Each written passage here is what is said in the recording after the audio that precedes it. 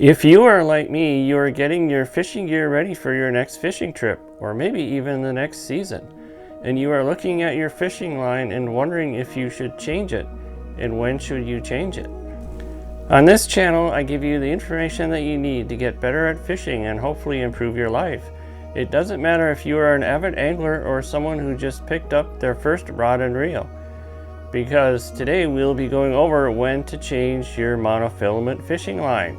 I have learned through the years that monofilament fishing lines are prone to deterioration by the sun's UV rays.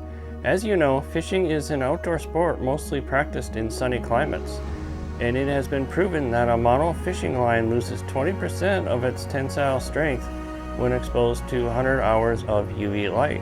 I have also noticed that monofilament tends to fade when exposed to the sun.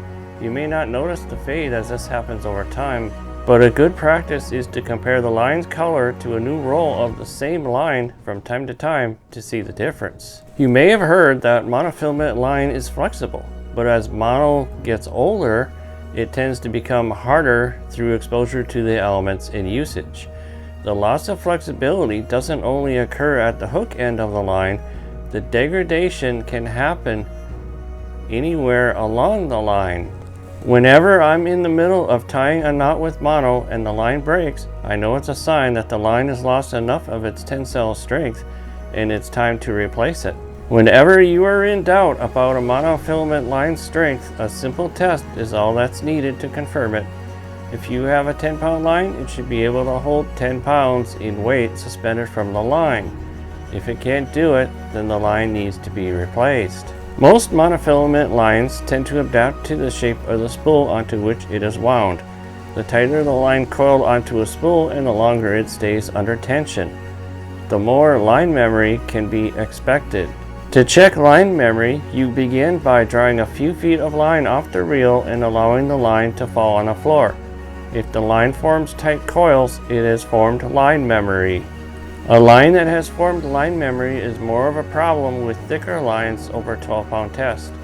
Thicker monofilament lines wound onto a smaller diameter reel will result in tighter coils in the line when line memory has formed. This will make the line harder to cast out. On larger diameter reels, the coils formed by the line are not as tight. When you take all of this into consideration, it will help you decide when to change your monofilament fishing line. But a general rule is to change it 1 to 2 times a season depending on how many times you go fishing. One thing to keep in mind is this type of fishing line can be kept in storage without sun exposure for 2 years without any degradation to the fishing line. Before you go, consider watching one of these videos from us that is shown on your screen right now. Thanks for watching!